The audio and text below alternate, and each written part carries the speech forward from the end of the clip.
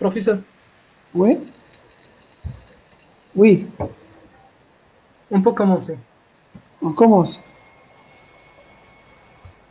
Donc, salam alaikum, bonjour à tous. On commence. Salam alaikum, bonjour à tous. Donc, on continue notre lancée de cours, notre série de cours, et on va faire aujourd'hui l'embolie pulmonaire. Donc, l'embolie pulmonaire, donc c'est l'oblitération, l'obstruction, elle est brusque, elle est totale ou partielle, de l'une des branches de l'artère pulmonaire. Donc, l'artère proximale, comme une obstruction distale. Donc, c'est une oblitération ou une obstruction qui se fait par un embole. Donc, il faut que cette obstruction se fait par un embole qui vient de loin. Ce n'est pas un thrombus in situ, ce n'est pas une compression. Donc, c'est un embole qui vient de loin, il va boucher l'artère pulmonaire en proximal ou là en distal. Et la nature de l'embole, le plus souvent, il est fait de sang coagulé. Donc, il est fibrinocryorique. Donc, c'est l'oblitération par un embole, le plus souvent fibrinocryorique, de l'artère pulmonaire, qu'elle soit proximale ou distale.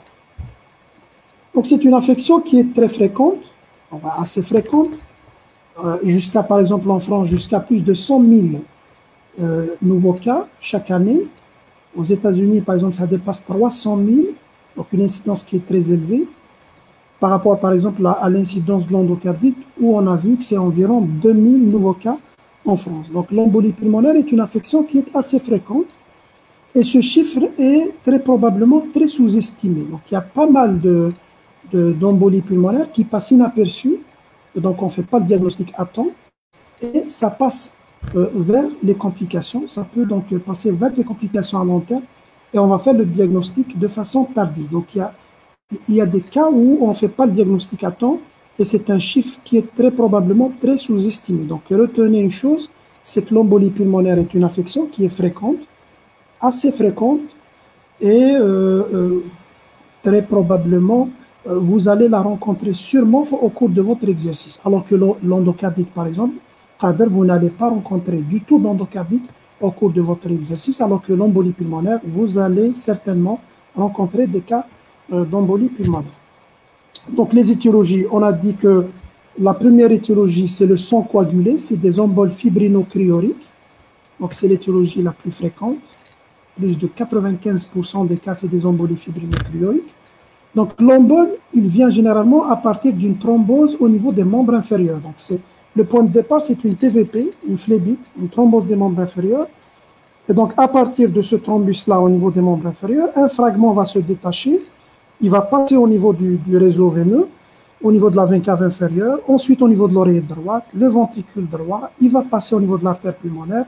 Tant qu'il n'a pas d'obstacle, il va circuler jusqu'à ce qu'il va rencontrer un vaisseau qui a un diamètre inférieur à son diamètre. Et là, il va boucher l'artère. Donc, le thrombus, généralement, c'est au niveau des membres inférieurs, mais il y a d'autres cas où le thrombus il va siéger soit au niveau de la veine cave inférieure, à partir d'une thrombose de la veine cave inférieure, à partir d'une thrombose de la veine porte, à partir d'une thrombose des membres supérieurs, ou bien au niveau de l'oreillette droite, ou le ventricule droit. Donc, tout thrombus au niveau du système à basse pression, les veines ou les cavités droites, tout thrombus à ce niveau-là, un embole peut se détacher à partir de ce thrombus et il va donc donner une embolie pulmonaire. Mais le plus souvent, c'est une TVP au niveau des membres inférieurs. Plus de 90% des cas d'embolie fibrinochorique proviennent des membres inférieurs. Donc, quels sont les facteurs de risque de l'embolie, notamment de l'embolie fibrinochorique? Vous savez qu'il y a des facteurs de risque thromboemboliques. Donc, là, en cardio, il y a les facteurs de risque d'athérosclérose. Vous les connaissez, l'HTA, diabète, dyslipidémie, etc. Et il y a les facteurs de risque thromboemboliques, donc qui prédisposent aux thromboses au niveau des veines. C'est des facteurs de risque thromboemboliques. On a 3, c'est la triade de Virchow: stase sanguine, stase veineuse, hypercoagulabilité et lésions endothéliales. Donc, la stase sanguine ou la stase veineuse, donc, chaque fois qu'il y a un facteur ou il y a une circonstance qui fait que le sang se stagne au niveau des membres inférieurs, est une situation qui peut provoquer des thrombus, ou des thromboses. Par exemple, les sujets qui ont une réduction de la mobilité, les sujets, par exemple, qui sont alités. À l'hôpital, ils sont alités, la mobilité est réduite, ils sont hospitalisés, ils sont en convalescence, par exemple. Les sujets âgés où la mobilité est réduite, ou bien là où il y a une compression extrinsèque, par exemple par un plâtre, le plâtre, il peut entraîner une stase au niveau des membres inférieurs. Par exemple, l'utérus gravidique. La femme enceinte, l'utérus gravidique peut comprimer la veine cave inférieure et ça va entraîner une stagnation du sang au niveau des membres inférieurs. Ou bien, un patient qui a déjà fait une phlébite, il y a une persistance des séquelles de thrombose, ou bien les patients qui ont une insuffisance veineuse, c'est-à-dire les varices des membres inférieurs. Donc, les patients qui ont une insuffisance veineuse, les varices des membres inférieurs, il y a toujours une tendance à la stagnation du sang au niveau des membres inférieurs. Donc, cette stagnation du sang, cette stase sanguine, va donc limiter l'élimination des facteurs activés. Par quel mécanisme elle va activer la coagulation? Elle va limiter l'élimination des facteurs qui sont déjà activés de la coagulation et elle va favoriser l'accumulation des facteurs procoagulants. Donc retenez tout ce qui va favoriser la stagnation du sang au niveau surtout des membres inférieurs peut entraîner un thrombus à ce niveau-là et donc ça peut se compliquer d'embolie pulmonaire. On a l'hypercoagulabilité. Alors l'hypercoagulabilité, c'est une circonstance au cours de laquelle le sujet il a une tendance à la coagulation de façon excessive. C'est-à-dire qu'il a un défaut où la coagulation est activée de façon excessive. Cette hypercoagulabilité قادر تكون acquise comme قادر تكون congénitale constitutionnelle. Donc elle peut être constitutionnelle, congénitale, le patient il naît avec une anomalie, ou bien ça peut être acquis. Et les hypercoagulabilités constitutionnelles, c'est-à-dire génétiques, sont dues généralement à des anomalies dans les facteurs de la coagulation. Il faut les connaître, les anomalies des facteurs de la coagulation qui prédisposent à l'hypercoagulabilité congénitale. On a les déficits en antithrombine 3, protéine C et protéine S. On a les mutations du facteur 2 et 5. On a la résistance à la protéine C et l'hyperhomocystéinémie. Donc il y a un tableau dans la prochaine plaque qui va résumer Hadouma. Donc les facteurs, les anomalies de la coagulation, c'est des anomalies congénitales. Hein. Le sujet, il naît avec cette anomalie. Et quand il y a un patient qui a par exemple un déficit en antithrombine 3 ou bien un déficit en protéine C ou déficit en protéine S, c'est un patient qui est génétiquement prédisposé à faire des thromboses de façon répétée. Donc, généralement, c'est des sujets jeunes, ils font des thromboses veineuses récidivantes et parfois même des thromboses de la famille, parce que c'est génétique, donc on a plusieurs membres de la famille qui souffrent de cette anomalie. Donc ça, c'est l'hypercoagulabilité congénitale. On a l'hypercoagulabilité donc, qui est acquise. L'hypercoagulabilité acquise, elle est généralement secondaire à un traitement. Il y a certains traitements qui vont activer la coagulation de façon active. C'est surtout deux types de traitements. Le traitement hormonal, hormonothérapie, et la chimiothérapie des cancers. Donc, un patient qui prend un traitement hormonal, le traitement hormonal typique, c'est le traitement hormonal substitutif de la ménopause, ou bien la pilule œstroprogestative, les œstrogènes de synthèse activent la coagulation. Donc, ils vont stimuler la coagulation de façon excessive et ça va entraîner donc, cet état d'hypercoagulabilité, mais qui est acquis. Il n'est pas constitutionnel, il n'est pas génétique. Le deuxième cas, c'est la chimiothérapie. Pratiquement tous les traitements des cancers, ou la grande majorité des traitements des cancers, favorisent la coagulation. Donc, on a deux types d'hypercoagulabilité, qui est une génétique constitutionnelle, c'est des anomalies dans certains facteurs de coagulation, et on a l'hypercoagulabilité acquise, secondaire à des traitements, surtout le traitement hormonal par œstrogène ou bien par chimiothérapie. Et on a les lésions endothéliales. Donc, on a vu la stase sanguine, l'hypercoagulabilité. Enfin, on va voir les lésions. Toute lésion au niveau de l'endothélium de la veine prédispose aux thromboses. Surtout, on a les séquelles. Quand le patient il a fait déjà une thrombose, donc l'endothélium est déjà lésé. Donc, c'est un endothélium qui est à risque d'activer la coagulation. Donc, tout antécédent de TVP. On a la toxicomanie IV, les sujets qui se droguent par voie intraveineuse, ou bien quand il y a un cathéter veineux, quand on met un cathéter à l'intérieur d'une veine, ça peut entraîner une lésion endothéliale. La sclérothérapie, c'est l'un des traitements de varices, c'est-à-dire qu'on va injecter un produit qui va entraîner la sclérose et la fibrose de la veine. C'est l'un des traitements utilisés pour les varices des membres inférieurs. Donc normalement, on va injecter au niveau de la veine superficielle. Les varices, c'est au niveau des veines superficielles. Mais il arrive des fois que cette substance, cette sclérothérapie, passe au niveau des veines profondes et elle va entraîner une lésion endothéliale. D'ailleurs, l'une des complications ou l'un des effets secondaires majeurs de la sclérothérapie, c'est le risque de thrombose veineuse profonde. Il faut savoir que les mécanismes peuvent être intriqués. Donc, quand un malade a une stase sanguine avec, par exemple, une hypercoagulabilité, il a une stase sanguine avec une lésion endothéliale. Donc, je répète, il y a trois grandes familles de facteurs de risque thromboembolique. On a les facteurs de stagnation du sang, la stase sanguine. On a l'hypercoagulabilité constitutionnelle génétique ou acquise. Et on a les lésions endothéliales. Voilà donc l'ensemble de ces facteurs.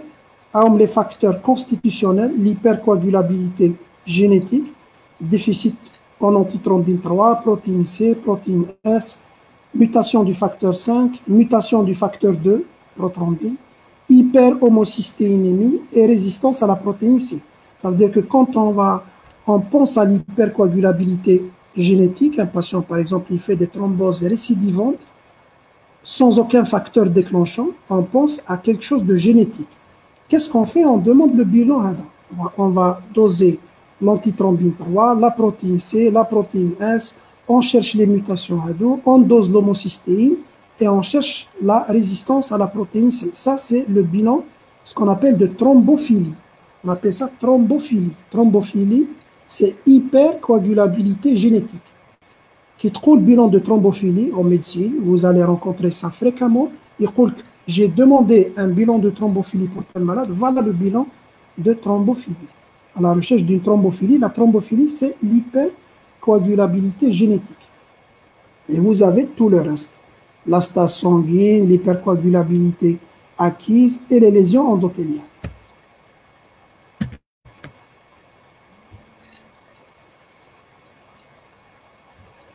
On a les embolies non fibrillocryuriques qui sont rares, voire même exceptionnelles. Dans ces cas-là, l'embole n'est pas fait de sang coagulé. Alors, il y a plusieurs natures d'embole dans ces cas-là. Quadricoune de nature tumorale, c'est des cellules tumorales. Hein. Il ne faut pas confondre avec les TVP et les embolies fréquentes au cours des cancers. Vous savez que les patients qui ont des cancers sont des patients prédisposés à faire beaucoup de thrombose veineuse profonde et d'embolie pulmonaire. Parce que le cancer lui-même peut activer la coagulation ou bien par le biais des traitements des cancers, la chimiothérapie. Donc, dans ce cas-là, les emboles, ils sont fibrino-cryoriques. Mais là, on parle d'embolie tumorale. Ça veut dire que c'est des cellules tumorales qui passent dans le sang par effraction vasculaire et ils vont partir obstruer un vaisseau pulmonaire. Quels sont les cancers les plus à risque d'embolie tumorale? On a le cancer du sein, du rein et les cancers digestifs.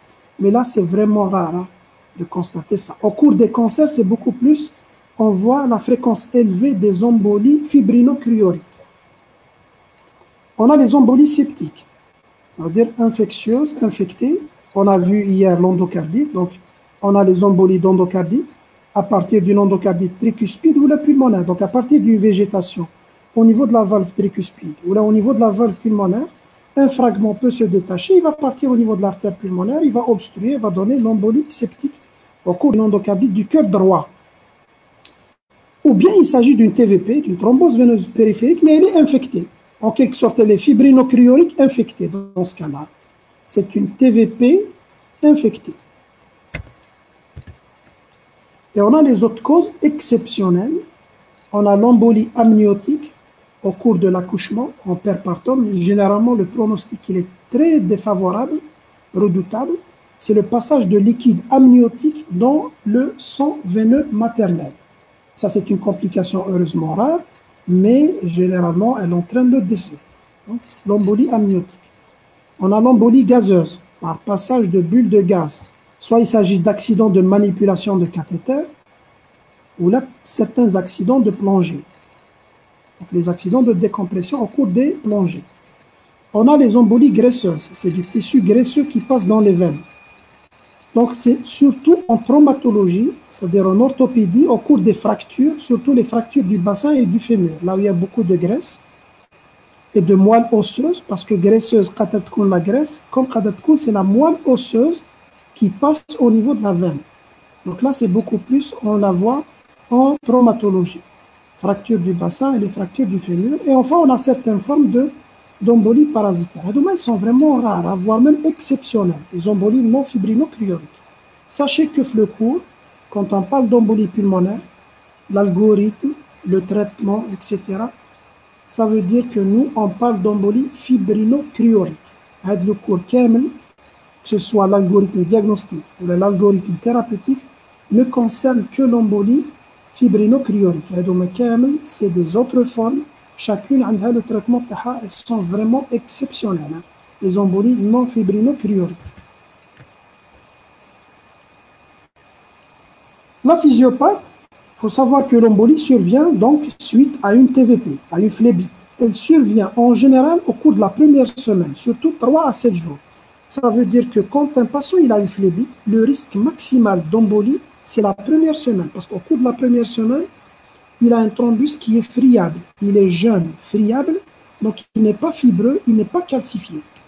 Plus le temps passe, plus le thrombus devient fibreux, et donc le risque embolique diminue. Si vous avez un patient, il a une TVP depuis plusieurs jours, plusieurs mois, donc dans ce cas-là, généralement, le thrombus, il devient fibreux et le risque embolique est minime. Et donc le risque d'embolie survient surtout les premiers jours, 3 à 7 jours après la phlébite. Donc il y a un risque de mortalité qui est dû à l'état de choc cardiogénique. Donc d'où vient l'état de choc cardiogénique dans l'embolie pulmonaire? Donc d'emblée, je vous montre le schéma avec cette image d'échocardiographie.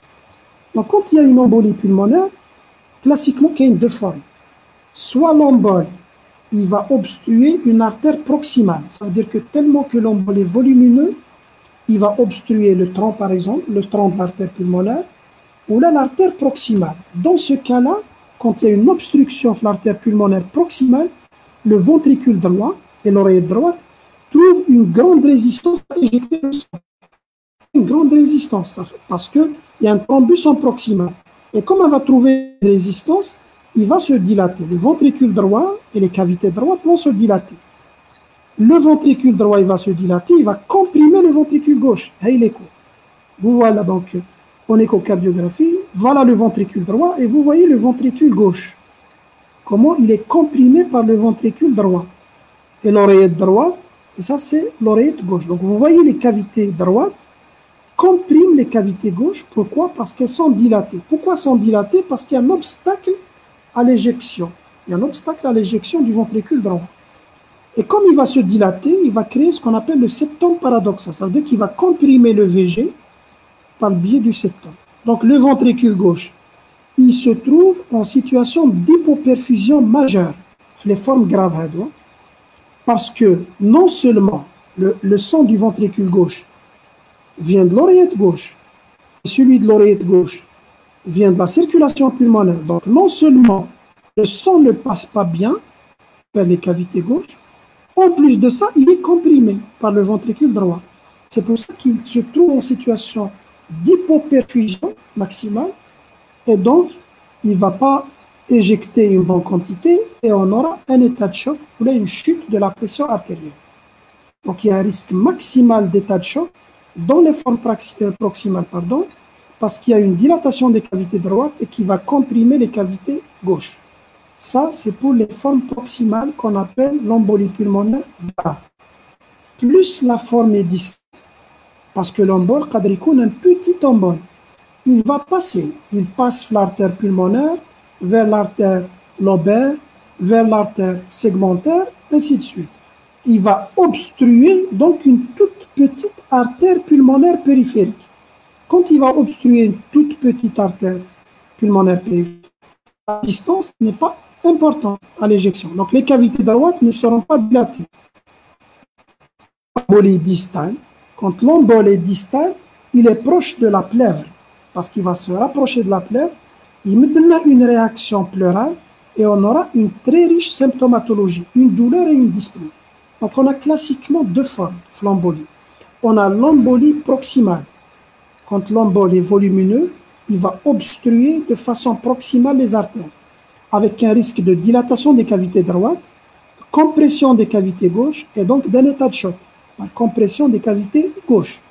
Et puis on a les embolies distales, où il n'y a pas de risque d'état de choc, mais où il y a un risque important de réaction pleurale, et donc on aura une riche symptomatologie de douleur et de dyspnée.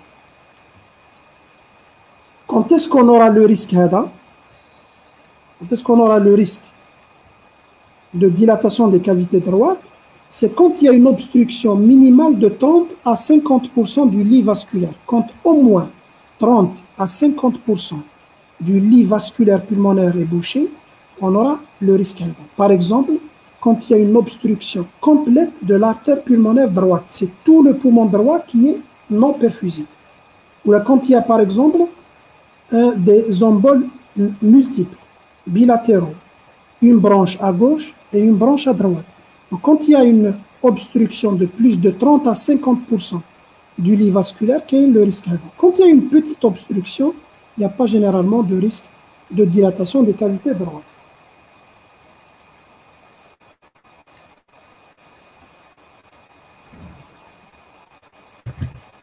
Donc, on passe au diagnostic clinique.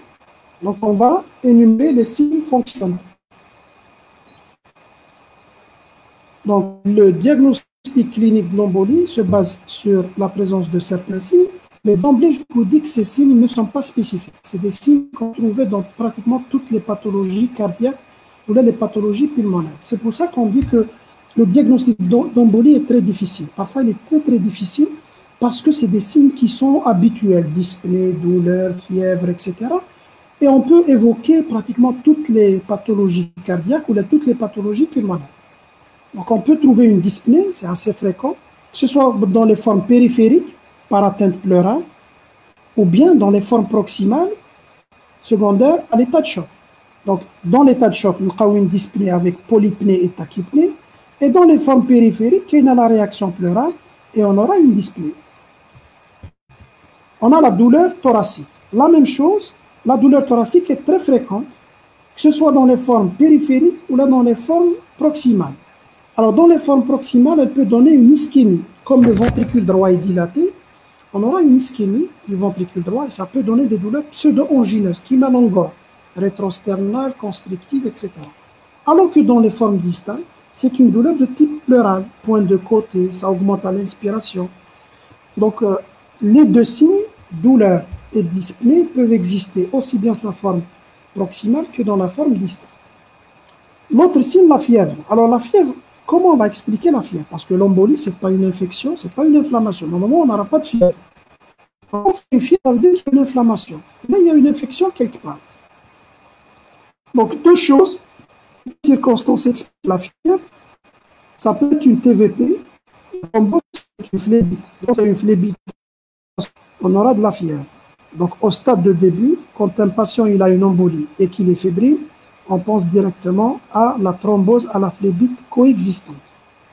Ou bien, quand elle est tardive, quand le signe est tardif, au-delà de 10 à 15 jours, on pense à l'infarctus pulmonaire. Mais en fait, il faut expliquer comment l'évolution se fait vers l'infarctus pulmonaire. Comment l'évolution se fait vers l'infarctus pulmonaire? Parce que si on pense comme ça logiquement, l'embolie pulmonaire, c'est l'obstruction de l'artère pulmonaire. C'est une artère qui est fonctionnelle, mais l'artère nourricière du poumon. Donc normalement, on n'aura pas une évolution vers l'infarctus. Mais la physiopathologie de l'embolie est la suivante. Sauf début, il y a une artère qui est bouchée. Donc on aura un segment qui est non perfusé, mais qui reste ventilé. L'oxygène arrive par la ventilation, le sang n'arrive pas. Donc un segment non ventilé, mais perfusé. Par la suite, l'organisme il aura une réaction. Parce que c'est un segment qui ne fonctionne pas, il va y avoir une bronchoconstriction. Ça veut dire qu'il va chanter l'air, mais les espaces où il n'y a pas le sang, vers les espaces fonctionnels. On aura ainsi un segment non ventilé et non perfusé. Donc au début, non perfusé, mais ventilé. Par la suite, si ça persiste, même l'oxygène est dévié vers les territoires sains par bronchoconstriction. Donc les branches vont avoir une bronchoconstriction et on aura un territoire non perfusé, non ventilé, mais il est toujours nourri. Mais les nutriments arrivent à ces segments. Par la suite, si ce segment reste comme ça, non ventilé, non perfusé, bien sûr, l'organisme, il n'a pas besoin d'un segment qui ne travaille pas. Il va dévier la circulation nourricière et ça évolue vers l'infarctus pulmonaire parce qu'il ne travaille pas. Donc, on ne va pas le nourrir parce qu'il ne fait rien. C'est pour ça que l'infarctus pulmonaire est tardif. Jamais on le voit les premiers jours, au moins 10 à 15 jours après. Au début, territoire non perfusé, mais ventilé. Ensuite, non perfusé, non ventilé. Ensuite, non perfusé, non ventilé, non nourri. Il n'y a pas de circulation nourricière et ça évolue vers l'infarctus. Et quand il y a un infarctus pulmonaire, c'est toujours un territoire où il y a une inflammation et on aura de la fièvre. Donc l'existence d'une fièvre tardive, au-delà de 10-15 jours, ça fait penser à l'infarctus pulmonaire. Et quand il y a un infarctus pulmonaire, il y a un autre signe qu'on voit, c'est l'hémoptysie. Donc l'infarctus, c'est un territoire qui est infarci, où il y a du sang. Le sang HADA, il va être en quelque sorte dégagé dans les crachats sous forme d'hémoptysie. Donc l'association fièvre, on va donner une autre règle, l'association fièvre plus hémoptysie au cours d'une endocardite est une évolution vers l'infarctus pulmonaire jusqu'à preuve du contraire. Donc il y a deux signes essentiels, l'évolution vers l'infarctus pulmonaire dans l'embolie. C'est la fièvre et l'hémoptysie. Donc on a vu les signes, douleur dyspnée, fièvre, hémoptysie. On a la tachycardie. La tachycardie, elle est très très fréquente. C'est l'un des signes également les plus fréquents. Plusieurs mécanismes expliquent la tachycardie. Déjà le stress, la douleur, l'angoisse. On a l'hypoxie. Il y a une diminution de l'oxygénation. L'hypoxie, l'hypertension au niveau de l'artère pulmonaire, parce qu'il y a une surcharge au niveau de l'artère proximale. L'hypertension artérielle proximale, tout ça va conduire à une tachycardie. Parfois, c'est le seul symptôme. Il arrive parfois à faire le diagnostic d'embolie chez un patient, par exemple, en post-opératoire. Il a été opéré, il est alité, il arrive parfois à faire le diagnostic parce qu'il y a une tachycardie inexpliquée. En post-opératoire, il fait une tachycardie et c'est inexpliqué. En faisant l'exploration, le dit c'est une embolie pulmonaire post-opératoire parce qu'il est alité comme facteur de risque. Parfois, ça peut être le seul signe. On arrive aux signes les plus graves. Les signes d'hypoperfusion. Quand le ventricule gauche est hypoperfusé, donc le volume éjecté diminue Et donc, quand le volume éjecté par le ventricule gauche diminue, la perfusion, notamment la perfusion cérébrale diminue, et on aura les syncopes et les lipothymies. C'est un signe de gravité. Ça veut dire qu'il y a vraiment une diminution du débit cardiaque de façon brutale. C'est un signe d'extrême gravité, syncope et lipothymies.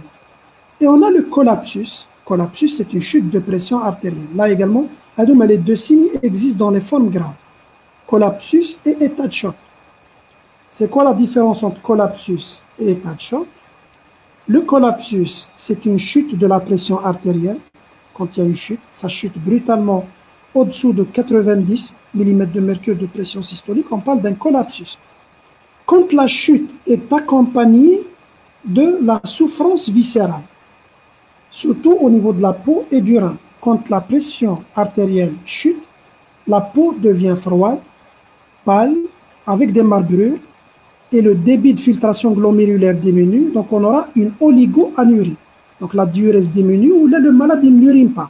Donc il y a un malade lygique, il a une pression artérielle très basse et qu'il n'a pas uriné, ça c'est un état de choc. Donc l'état de choc c'est un collapsus, c'est une chute de pression artérielle, plus une souffrance au niveau viscéral. Notamment, ça commence au niveau de la peau, ensuite ça atteint le rein, ensuite les autres organes. S'il y a une chute seule, sans atteinte d'un organe, on appelle ça collapsus. Ok, collapsus, ok, l'état de choc. Les trois signes sont des signes de gravité, sont des signes d'une embolie pulmonaire grave. Syncope, collapsus et état de choc. Quand est-ce qu'on va évoquer le diagnostic d'embolie? Il faut savoir que c'est un diagnostic qui est très difficile parce que les signes ne sont pas spécifiques. Il dit que malade, douleur, dyspnée ou la fièvre, hémoptysie, etc. On peut évoquer n'importe quelle pathologie cardiaque ou la pulmonaire. Sachez qu'on doit toujours penser à l'embolie. À chaque fois qu'on a un signe, les cheveux, douleur, dyspnée, fièvre, tachycardie, hémoptysie, etc., devant un patient qui a un facteur de risque. Donc, devant tout patient qui a un facteur de risque qu'on a vu, il a été opéré, alité, il a été en convalescence, il a eu un plâtre, c'est une femme enceinte, etc., et qui se plaint de l'un des signes qu'on a vu, chaque fois qu'on a un facteur de risque avec un signe, il faut évoquer le diagnostic d'embolie pulmonaire. Ensuite, bien sûr, quand on évoque le diagnostic, il faut examiner le malade. D'abord l'interrogatoire, examen capital, parce que l'interrogatoire, on va rechercher et le facteur de risque et les signes. Donc, on va poser la question au malade. Tu es venu, donc il se plaint de quoi? De douleur, de dyspnée, de fièvre, d'hémoptysie, etc. On va lui poser des questions à la recherche des facteurs de risque thromboembolique. Est-ce qu'il a eu un plâtre? Est-ce qu'il a été alité? Est-ce qu'il a eu une intervention chirurgicale récente? Est-ce que c'est une femme enceinte? Est-ce qu'il y a une notion de phlébite récidivante pour la thrombophilie? Etc. Donc, on va chercher les différents facteurs de risque et l'ensemble des symptômes à l'interrogatoire. Ensuite, à l'examen clinique, il y a l'examen général, l'examen pulmonaire et l'examen cardiaque. Donc, l'examen général, rapidement, on va juger, la première chose qu'on va juger, c'est la pression artérielle.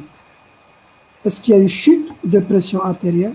Elle est inférieure à 90 mm de mercure.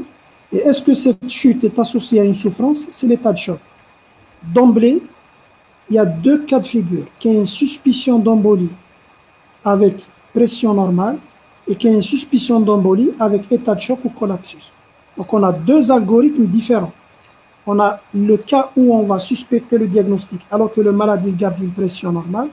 Et on a les autres cas où on va suspecter le diagnostic alors que le malade il a une pression basse, un collapsus, ou là, un état de choc. L'examen pulmonaire, donc on va examiner les poumons, on trouve généralement absolument rien du tout. Et c'est un bon argument quand on ne trouve rien. L'inspection, palpation, auscultation, etc. Parce qu'on va éliminer les causes pulmonaires. Les épanchements pleuraux, péricardiques, par exemple, les pneumothorax, les infections. On va les éliminer par un examen qui est normal. Ou bien on va penser moins quand il y a un examen normal. Mais sachez qu'on peut trouver également des signes. On peut par exemple ausculter des râles crépitants, notamment au stade d'infarctus pulmonaire. On peut entendre des sibilants quand il y a une bronchoconstriction. Donc je vous ai dit au début, c'est un territoire non perfusé, ventilé. Ensuite, par bronchoconstriction, donc il va y avoir une constriction au niveau des bronches, ça va entraîner un territoire non perfusé, non ventilé. Et quand il y a une bronchoconstriction, ça va donner des signes chimalasmes.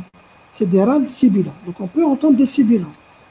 Et on peut entendre, on ne va rien entendre, un silence quand il y a un épanchement pleural associé. Donc ça peut être associé à un épanchement pleural. Donc on peut également trouver donc, des râles crépitants, des râles sibilants et des signes d'un épanchement pleural. L'examen cardiaque, donc le signe le plus constant, c'est la tachycardie. Et puis on va chercher les signes d'insuffisance cardiaque droite. Donc on va chercher l'éclat de B2 au foyer pulmonaire. C'est un signe d'HTAP, hypertension artérielle pulmonaire. On va chercher le signe de Harzer en faveur d'un VD dilaté. On va chercher le galop droit, un bruit de B3 au foyer tricuspide. C'est un signe d'insuffisance cardiaque droite. On va chercher l'hépatomégalie et les œdèmes des membres inférieurs. Parce que quand le sang il stagne au niveau du ventricule droit et de l'oreille droite, ensuite il va stagner au niveau des veines caves supérieures et veines caves inférieures. Et ça va donner de l'hépatomégalie et éventuellement même des œdèmes des membres inférieurs. Et bien sûr, on va apprécier comme la pression artérielle. Au début, c'est le premier signe à mesurer, c'est le premier paramètre à mesurer dans l'examen clinique. Et enfin, il faut chercher les phlébites. Il faut examiner les membres inférieurs. On va chercher les signes d'une thrombophlébite. Donc, si je résume, un patient, il vient, vous êtes de garde, vous travaillez dans un hôpital, donc vous êtes de garde, le malade, il vient, il va vous dire que j'ai une douleur, ou une dyspnée, ou une fièvre, etc. Donc, je vais l'interroger, cette douleur dyspnée, les caractéristiques de la douleur, de la dyspnée, etc. Et puis, je vais chercher les signes. Les signes donc, ou les facteurs, ou les étiologies d'une phlébite, ou là d'une maladie thromboembolique veineuse. Ça veut dire les facteurs de risque. Je vais lui poser la question, est-ce qu'il a été alité? Est-ce qu'il a été, par exemple, opéré? Est-ce qu'il a eu une fracture? Est-ce qu'il y a une notion de phlébite récidivante? Pour une femme enceinte, c'est déjà un facteur de risque important, etc. Donc, si à l'interrogatoire, j'ai le signe, un des signes qu'on a vu, plus une des circonstances favorisantes, là, on va évoquer le diagnostic. Quand j'évoque le diagnostic, je vais l'examiner. L'examen, on commence d'emblée par la mesure de la pression artérielle, qui est deux cas de figure. Suspicion d'embolie avec pression normale. Deuxième cas, suspicion d'embolie avec hypotension ou là, état de choc. Ensuite, je vais faire un examen pulmonaire et un examen cardiaque. L'examen pulmonaire, généralement, on ne trouve rien. L'examen cardiaque, je vais chercher les signes d'insuffisance cardiaque droite. L'éclat de B2, le bruit de galop au niveau du foyer tricuspide, l'hépatomégalie et le signe de Harzer. Et enfin, je termine par la recherche d'une phlébite. Je vais examiner les membres inférieurs et je vais chercher donc les signes d'une phlébite aux membres inférieurs. Une fois donc qu'on a fait ça, qu'est-ce qu'on va demander? Donc c'est une douleur ou la dyspnée? Généralement, c'est les signes principaux avec lesquels les malades consultent. Donc la dyspnée ou la douleur. Généralement, on va demander les deux principaux examens complémentaires, téléthorax et ECG. Donc les deux premiers examens complémentaires à demander. Donc le téléthorax, qu'est-ce qu'on peut voir? On peut voir ce qu'on appelle une hyperclarté localisée au niveau d'un parenchyme. C'est ce qu'on appelle le signe de Westermarck. Donc c'est quoi ça? Sur cette image, vous voyez que le poumon hada, les vaisseaux sont visibles. Les vaisseaux sont visibles. Alors que le segment hada, il y a du noir. Donc il n'y a pas de vaisseau. Pourquoi il n'y a pas de vaisseau? Il y a une hyperclarté parce qu'il y a tout simplement, il y a l'artère qui est là, qui est bouchée. Ça, c'est une hyperclarté localisée. Ça veut dire qu'il n'y a pas de vascularisation, il n'y a pas de vaisseau à ce niveau-là. Ça s'appelle ça hyperclarté localisée dans un territoire. C'est le signe de Westermarck. Il évoque le diagnostic. Voilà un autre cliché. Vous voyez donc le poumon. Ici, donc, il y a les vaisseaux, il y a la vascularisation, elle est visible. Et là, vous voyez pratiquement tout le poumon, donc tout le poumon droit. On ne voit pas bien les vaisseaux. Donc, ça, c'est une hyperclarté localisée à ce niveau-là. Et ça peut être le signe d'une embolie pulmonaire. Donc, ça, on appelle ça le signe de Westermarck. On a les deux signes, l'ascension de la coupole diaphragmatique, qu'on appelle le signe de Zweifel, et les atélectasies en bande. Donc, c'est quoi les deux signes? Voilà. Atélectasie en bande, je vous les lignes, ça c'est des atélectasies, avec ascension de la coupole. Je l'hémicoupoles est surélevée par rapport à celle-là. En fait, ça c'est quoi? Ça c'est un segment du poumon qui est atélectasié. Ça veut dire que c'est un segment du poumon. Ça c'est un segment où il y a un lobe. On va dire un segment où il y a un lobe. Où il n'était pas perfusé, non perfusé. Ensuite, non perfusé, non ventilé. Comme il n'est pas ventilé, il n'y a plus d'air. Et comme il n'y a plus d'air, il va s'affaisser. Il y a une ligne. La ligne, c'est tout un segment où il y a tout un lobe qui est devenu comme ça. Donc, il y aura une atélectasie. Et comme il y a une atélectasie à ce niveau-là, donc, obligatoirement, la coupole va être surélevée parce que la quantité d'air, là, il y a une diminution de l'air à ce niveau-là. Donc, on aura une surélévation de l'hémicoupole diaphragmatique. Ça, c'est des atélectasies en bande. Elles sont également très évocatrices du diagnostic, mais elles ne sont pas spécifiques. Hein. Elles sont très évocatrices du diagnostic. Donc, on a vu l'hyperclarté localisée, signe de Westermarck, le signe de Zweifel, ascension de la coupole et les atélectasies en bande. On va voir le signe de Hampton. C'est quoi le signe de Hampton? C'est une opacité triangulaire à base pleurale. C'est une image d'infarctus pulmonaire. Donc, quand il y a une évolution vers l'infarctus pulmonaire, comme l'image, c'est une opacité à base pleurale, triangulaire à base pleurale. Bien sûr, l'image tu vois également, par exemple, en cas de pneumonie. Et donc, il faut faire la part des choses. Donc, au cours de l'évolution d'une embolie, quand on voit ça, on doit évoquer directement un infarctus pulmonaire. Donc, ça, c'est un territoire qui est infarcé. Donc, opacité triangulaire à base pleurale. Le signe de Hampton. On a également les dilatations des artères proximales. Chauffe l'artère, comment elle est très dilatée. Donc ça, c'est une artère pulmonaire qui est dilatée. L'artère pulmonaire droite, parce qu'il y a une obstruction, par exemple, il y a une obstruction au niveau de sa partie moyenne, donc la partie proximale, elle sera dilatée. Et comme la partie proximale sera dilatée, on voit ça sous forme d'un élargissement des artères pulmonaires proximales. Elle s'appelle ça le signe de Fleischner. On peut également voir un épanchement pleural. Donc, cette photo va illustrer l'ensemble des signes. On peut voir une hyperclarté localisée dans un territoire, parce qu'il n'y a pas de vaisseau, c'est ce qu'on appelle le signe de Westermarck. On peut voir des atélectasies en bande, en ligne, avec surélévation de la coupole diaphragmatique. On peut voir le signe de Hampton, c'est une opacité à base pleurale triangulaire, c'est une image d'infarctus pulmonaire. On peut voir les dilatations des artères proximales, c'est le signe de Fleischner. Et on peut voir l'épanchement pleural. Généralement, c'est un petit épanchement, c'est un simple comblement des cul-de-sac. Donc là, c'est l'ensemble des signes au téléthorax, donc d'une embolie pulmonaire. Bien sûr, un téléthorax normal n'élimine pas le diagnostic d'embolie pulmonaire. Et dans pas mal de cas, le téléthorax est strictement normal. Il est strictement normal. Donc, un téléthorax n'élimine d'une embolie et un téléthorax pathologique ne confirme pas. Donc, c'est toujours des orientations. C'est toujours dans l'orientation. On a des arguments en plus en faveur de l'embolie pulmonaire. Le CG, aussi, il faut savoir que les anomalies sont inconstantes. C'est des anomalies qui sont très variables et elles sont fugaces. Elles ne sont pas spécifiques. C'est des signes en faveur d'une dilatation du ventricule droit. Quand le ventricule droit est dilaté, donc il faut que le ventricule droit est dilaté. C'est dans les formes, surtout les formes sévères. Les le ventricule droit dilaté. Qu'est-ce qu'on va voir quand le VD est dilaté? On aura une déviation axiale droite. L'axe normal, il est entre moins 30 et plus 90. Quand il est supérieur à 90, quand vous calculez l'axe de QRS et que vous le trouvez supérieur à 90, c'est un axe droit. Dans un contexte évocateur d'embolie, c'est un signe en faveur d'une embolie. On a également un autre signe, le bloc de branche droit. Quand le VD est dilaté, la branche droite est un bloc de branche. C'est comme si la branche droite est bloquée. On a l'aspect S1Q3, très évocateur également, mais non spécifique. Donc, je vous sais quoi l'aspect S1Q3? La tachycardie sinusale. Donc, voilà l'exemple d'un ECG au cours d'une embolie pulmonaire. Qu'est-ce qu'on va constater dans le rythme sinusal?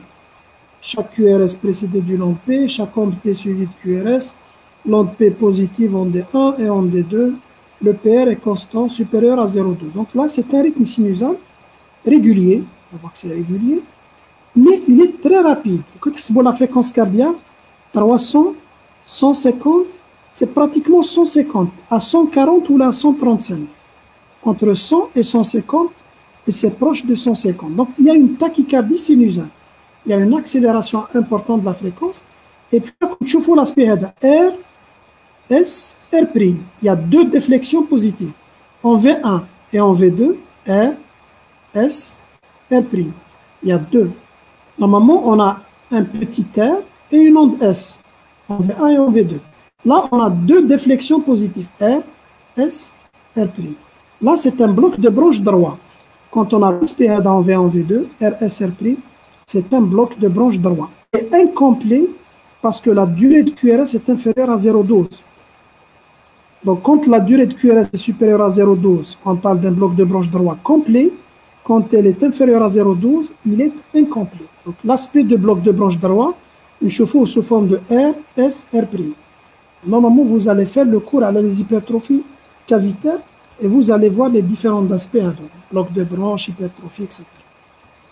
Donc là, dire un ECG, ou un ECG comme ça, chez un patient qui consulte par exemple pour douleur dyspnée et qu'il a un facteur de risque thromboembolique, il est très évocateur d'embolie. Déjà, on a une tachycardie, en même temps, on a le bloc de branche droit. Donc, deux signes déjà qu'on trouve au cours d'une embolie pulmonaire. Là aussi, on voit que c'est tachycarde. Toujours, il y a la tachycardie. On a, par exemple, l'aspect de RSR'. Donc, ce n'est pas toujours constant. On ne trouve pas toujours les mêmes signes. Là, on n'a pas RSR'. On a la tachycardie sinusale. Mais qu'est-ce qu'on a? On a l'aspect S1Q3. C'est quoi l'aspect S1Q3? S en D1 et l'onde Q en D3. Donc, je fais D1 et D1. R, S. Donc, il y a une onde S importante en D1. S1. Et en D3, voilà D3, voilà l'onde Q, QR. Voilà une onde Q en D3. Donc, l'aspect S1Q3 est très évocateur d'une dilatation du ventricule droit. On a tachycardie sinusale, on a l'aspect S1Q3, et là, on voit également que les ondes T sont négatives à droite. Je fais V1, l'onde T, V2 et V3. On a des ondes T qui sont négatives de V1 et même jusqu'à V4. Donc là aussi, dans un contexte de symptômes plus circonstances favorisantes d'embolie, c'est très évocateur d'embolie pulmonaire. Ce tracé est très évocateur puisqu'on a déjà trois signes évocateurs d'embolie. On a la tachycardie, on a l'aspect SQ3 et on a les ondes T négatives.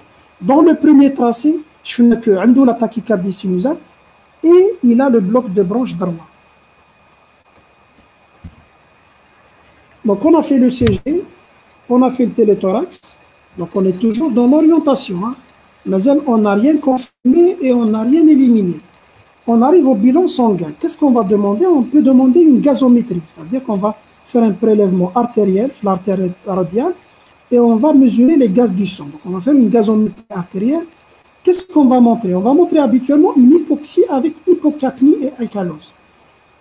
Donc, comme il y a un défaut de perfusion, donc l'artère est bouchée, donc le sang n'est pas bien oxygéné. Le sang, il n'est pas bien oxygéné. Il y a du sang qui n'arrive pas au niveau des poumons, parce que l'artère est bouchée. On aura donc certainement une hypoxie.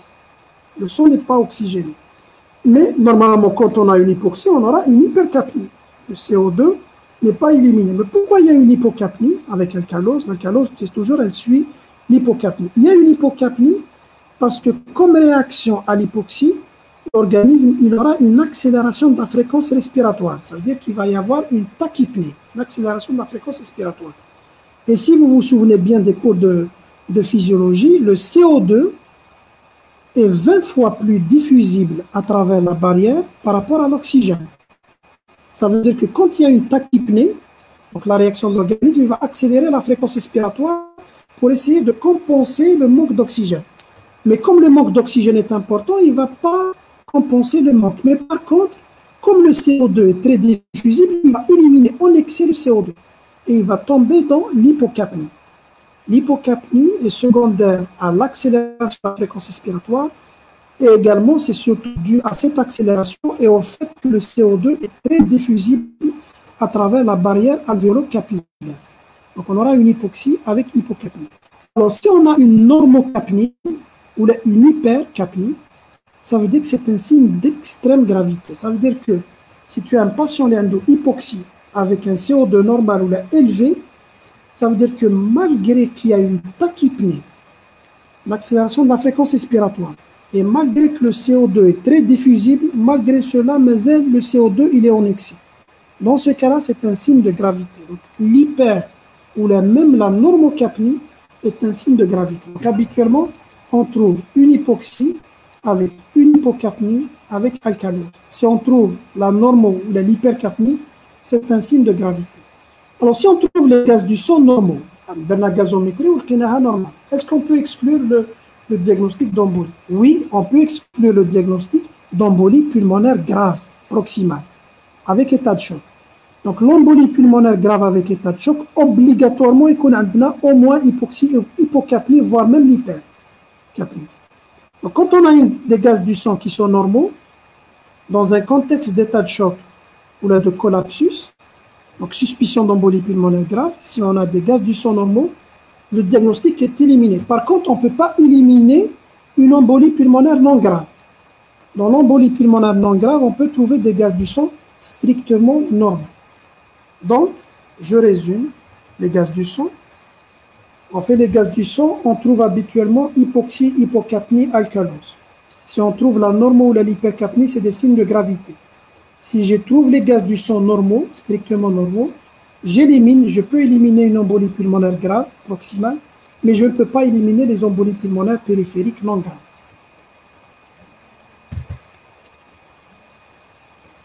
Donc, le deuxième, c'est le dosage des dédimères. Les dédimères, c'est les produits de dégradation de la fibrine. Donc, à chaque fois qu'il y a de la fibrine en excès, thrombus, les dédimères vont s'élever.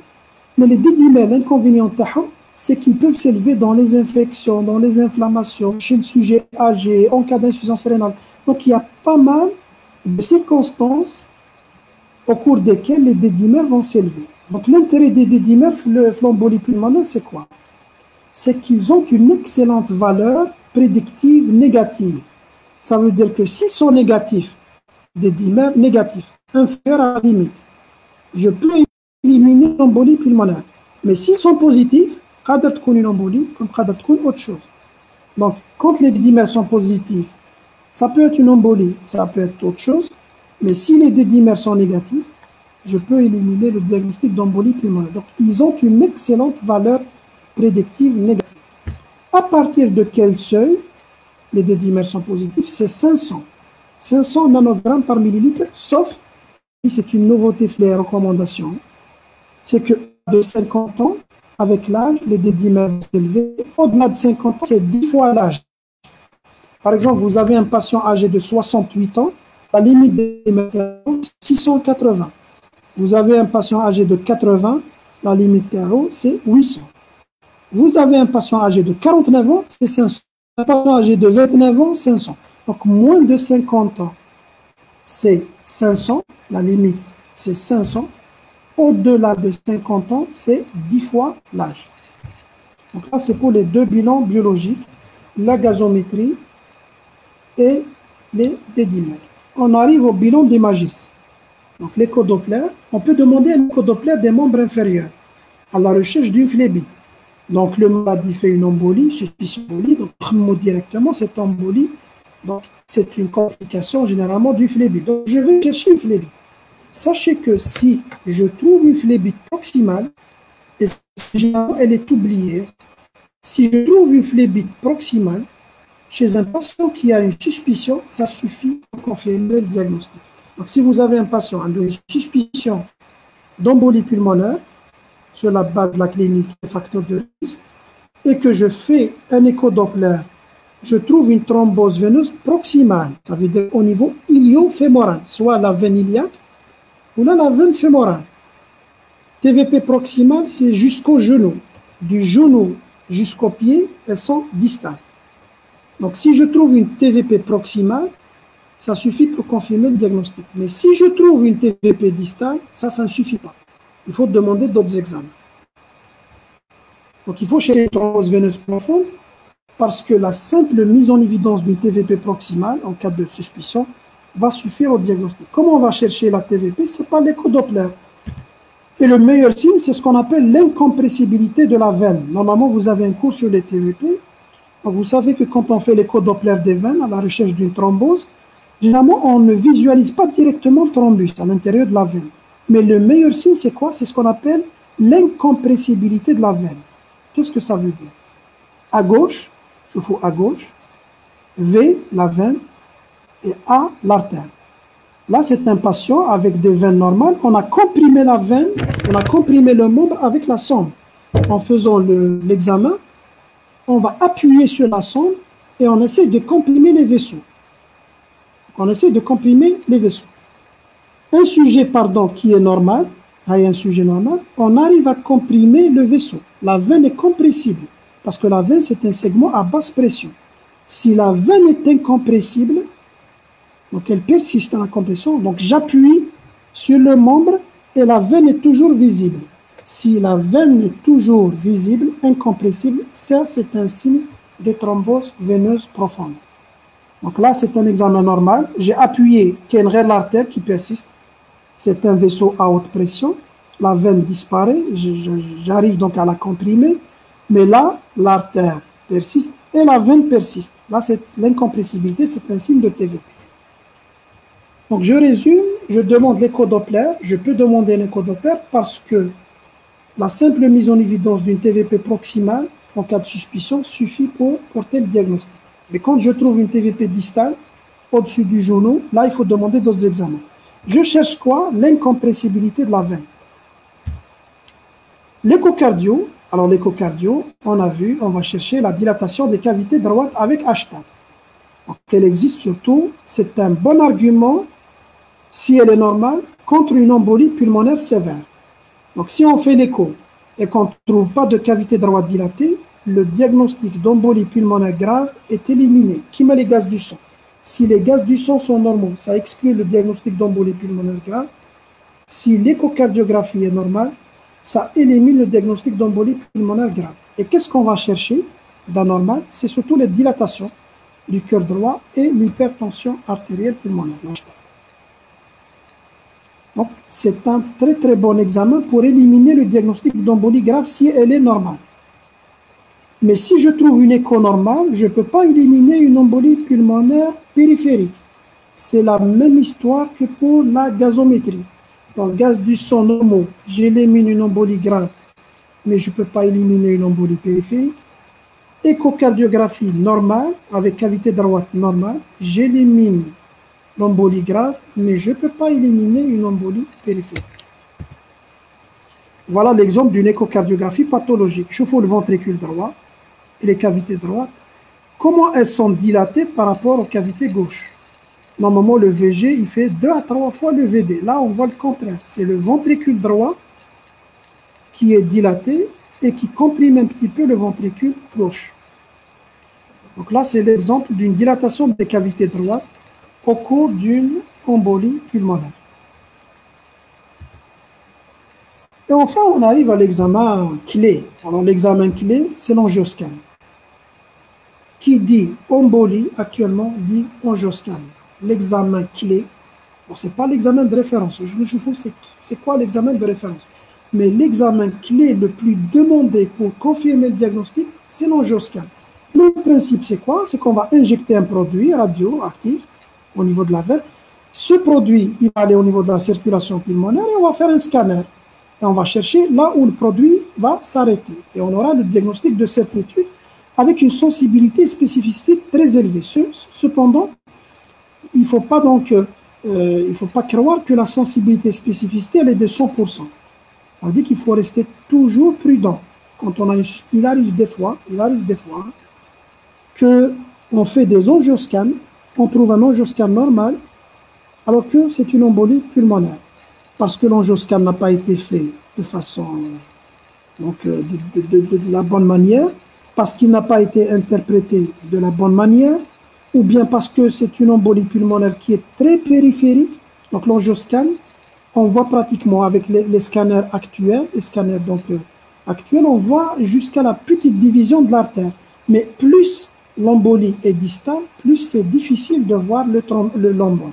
Et plus c'est proximal, plus ça devient plus facile de voir l'embole.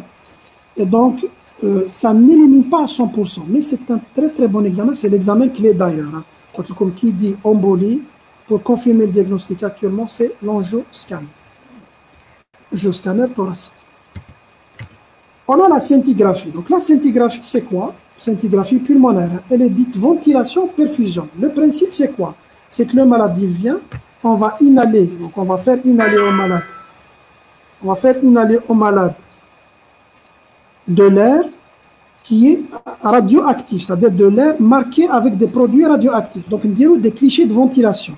On va apprécier la ventilation du poumon droit et du poumon gauche. Ensuite, on va faire des clichés de perfusion, c'est-à-dire qu'on va injecter un produit et on va faire des clichés de perfusion. Donc, on va comparer clichés de perfusion, clichés de ventilation. Par définition, l'embolie, c'est quoi? C'est un territoire qui est ventilé, mais non perfusé. Donc, quand on va comparer les clichés d'eau, ventilation, perfusion, on trouve qu'il y a des segments, ou un lobe, ou tout un poumon, qui est ventilé, mais qui n'est pas perfusé. Là, c'est également un excellent examen complémentaire pour confirmer le diagnostic d'embolie pulmonaire. Cependant, un des inconvénients. Premièrement, il n'est pas disponible partout, voire même il n'est pas disponible du tout chez nous dans certaines régions, mais disponible du tout dans certaines régions. Deuxièmement, ça nécessite, et c'est ça la chose la plus importante, ça nécessite la compliance du malade, les micro-compliants pour l'invention, etc. Et surtout le fait que l'examen soit fait dans les 48 heures, c'est-à-dire qu'il faut qu'il soit fait précocement. Parce que la physiopathe, comme les segments non perfusés, ventilés, ensuite ils deviennent non perfusés et non ventilés. Et dans ce cas-là, on ne peut pas comparer les clichés. Donc, pour comparer les clichés ventilation-perfusion, il faut trouver des territoires non perfusés, ventilés. Donc, c'est avant la bronchoconstriction, avant la 48e heure. L'examen doit être fait précocement avant la 48e heure. Il y a une certaine radioactivité. Donc, c'est un examen qui est radioactif, mais minime, moins que l'angioscan. Par exemple, chez la femme enceinte, où la radioactivité est contre-indiquée, chez la femme enceinte, c'est un grand problème. Un grand problème pour confirmer le diagnostic. Parce que pour faire l'angioscan, c'est contre-indiqué, les rayons, la radioactivité, etc. Et donc, on peut faire la scintigraphie, moins de radioactivité. Alors, si on a la scintigraphie, si elle est disponible. Mais sinon on n'a que l'écho-doppler venant des membres inférieurs. À la recherche d'une TVP chez la femme enceinte. La femme enceinte, c'est une grande difficulté pour le diagnostic d'embolie pulmonaire parce que l'examen de base, qui est l'angioscan, est contre-indiqué puisqu'il y a le risque de radioactivité. Et puis, on a l'examen de certitude, l'examen de référence, que je n'ai jamais vu réaliser. Pour lequel on a réalisé une angiographie pulmonaire. Ça veut dire qu'on va injecter directement, Kimalakoro, on va monter directement vers l'artère pulmonaire, on va injecter directement de façon invasive le produit de contraste ou un chauffe-eau. Chauffe-eau, est-ce qu'il y a une embolie? Ça, il n'est plus recommandé, mais sachez que c'est l'examen de référence. Si vraiment il y a une discordance, etc., on peut aller jusqu'à l'angiographie pulmonaire.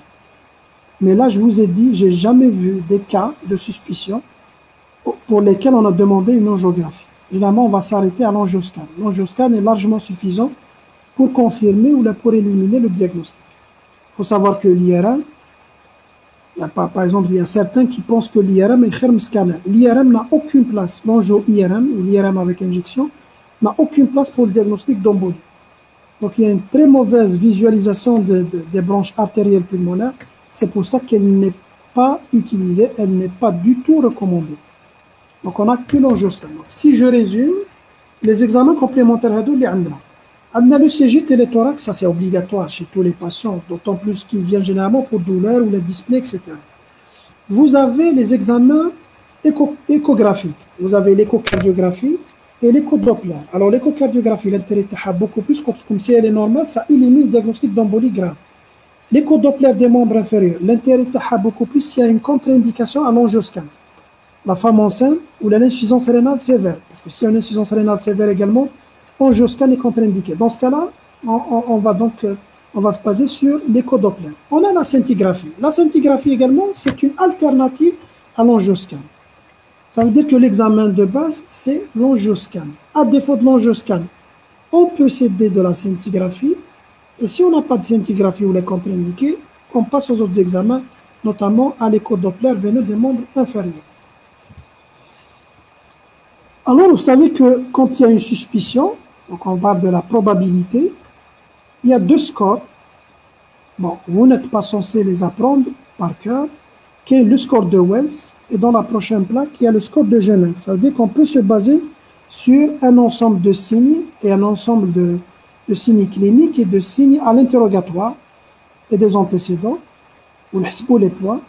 On va tomber dans la probabilité faible, probabilité intermédiaire, ou là, une forte probabilité.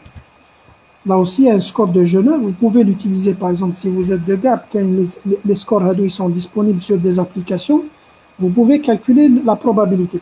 Malade à probabilité faible, malade à probabilité intermédiaire, ou les malades à forte probabilité. Parce que la prise en charge, on va voir l'algorithme diagnostique dépend de la probabilité. Cependant, on a ce qu'on appelle le raisonnement clinique. Quand est-ce qu'on va dire une forte probabilité? Généralement, il y a une forte probabilité quand le tableau clinique est très évocateur et que le facteur déclenchant est très évocateur. Par exemple, il dit que malade, douleur, dyspnée, etc. et qu'il est alité. Il a eu un plâtre, ou là c'est une femme enceinte. Là, c'est une forte probabilité. D'où la prédisposition et il a le tableau clinique. La probabilité est faible quand les deux sont faibles. D'où un tableau qui n'est pas évident ou un facteur qui est inexistant ou là un facteur qui est minime. Dans ce cas-là, on parle d'une faible probabilité. S'il a un des deux, il a par exemple une clinique très évocatrice alors qu'il n'a pas de prédisposition, on va parler d'une probabilité intermédiaire. Donc généralement, on se base sur cette évaluation, donc sur ce raisonnement médical. Quand un maladie vient, il a un tableau assez typique, assez évocateur, plusieurs signes, clinique, ECG, téléthorax, etc. Plus il a un facteur de risque, facteur étiologique. Là, je parle d'une forte probabilité. Si les deux manquent, ou là, ils sont très peu évocateurs, je parle d'une faible. S'il y a un facteur qui est évident et l'autre qui n'est pas évident, je parle d'une probabilité qui est intermédiaire.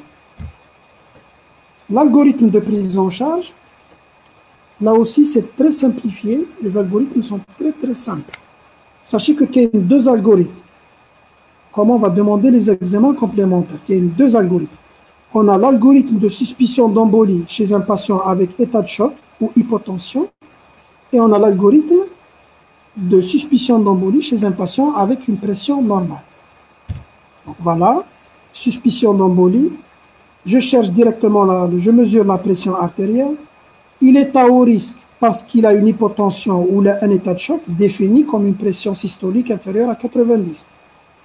Ou là, une chute de plus de 90 au cours des 15 minutes. Donc retenez s'il a une pression inférieure à 9, pression systolique, ou là s'il est en état de choc, avec souffrance viscérale. S'il a une pression supérieure à 9, donc c'est une suspicion d'embolie non à haut risque. Suspicion d'embolie à haut risque avec chute de pression ou état de choc. Suspicion d'embolie non à haut risque avec pression artérielle normale. Donc l'algorithme, en cas d'état de choc ou la collapsus, vous recevez un malade, vous êtes aux urgences, avec suspicion d'embolie, le malade il fait un état de choc. Un état de choc, ou là une chute de pression. Dans ce cas-là, le meilleur examen à demander directement, c'est le scan, c'est l'angioscan. Bien sûr, si le scanner est accessible et que le malade peut le faire, parce qu'il y a un état de choc ou un état de choc. Donc, si le malade il peut faire le scanner, ou bien si le scanner est disponible sur place, on va demander l'angioscan. Scanner positif, je confirme le diagnostic. Scanner négatif, ça élimine le diagnostic.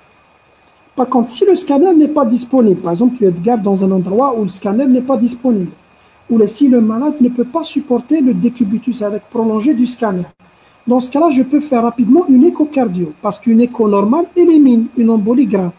Donc, si l'écho est normal, ça élimine le diagnostic. Il n'y a pas de dysfonction VD, il n'y a pas de dilatation des cavités droites. Si par contre, il y a une dilatation des cavités droites, qu'est-ce que je vais faire? Je commence le traitement, mais par la suite, après stabilisation, je commence le traitement spécifique, c'est la thrombolyse. Hein. Donc, comme c'est quoi le traitement de l'embolie pulmonaire avec état de choc? C'est d'emblée la thrombolyse. Ça veut dire que je vais thromboliser le malade parce qu'il a une dysfonction VD avec état de choc. Ensuite, après stabilisation, je dois confirmer par un angioscan. Une fois le malade icône stable, etc., je peux l'envoyer à faire un scanner. Donc, je résume, suspicion d'embolie pulmonaire avec état de choc ou collapsus, scanner disponible et le malade peut supporter un scanner. Oh, je vais faire un scan. Scanner positif, je confirme. Scanner négatif, j'élimine le diagnostic. Si le scanner n'est pas disponible ou si le malade ne peut pas supporter un scanner, dans ce cas-là, on va demander une écho. Écho normal, sans dysfonction VD, sans dilatation du ventricule droit. Ça élimine le diagnostic. Avec dilatation du ventricule droit, dans le cas de suspicion, je commence le traitement spécifique, mais après stabilisation, bien sûr, je dois confirmer par un angioscan. L'écho ne confirme pas le diagnostic. Donc, dans tous les cas, ça tourne, on va retourner à l'angioscan.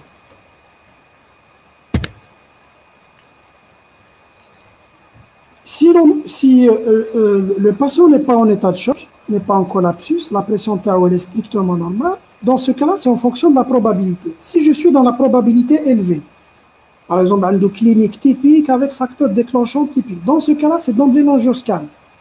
Angioscan positif, je traite, négatif, ça élimine.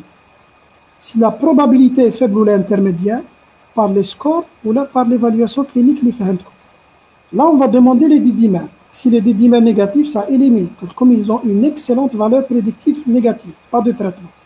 Si les didymères sont positifs, je complète par l'angioscan. Scanner positif, je traite. Scanner négatif, il n'y a pas de traitement, donc il n'y a pas d'embolie. Donc, c'est des algorithmes qui sont très, très simples et très simplifiés. Embolie pulmonaire sans état de choc, sans collapsus, c'est en fonction de la probabilité. Probabilité forte, c'est l'angioscan. Probabilité faible ou intermédiaire, c'est les didymères. C'est un excellent examen de débrouillage des didymères. Didymères négatifs, ça élimine le diagnostic. Didymères positifs, on a demandé l'angioscan. Si en fait, dans ce cas-là, on demande les didymères, je peux demander bien sûr directement l'angioscan, hein, mais pourquoi on demande les didymères? C'est pour diminuer les indications de l'angioscan. Et sinon, tout malade va bénéficier d'un angioscan.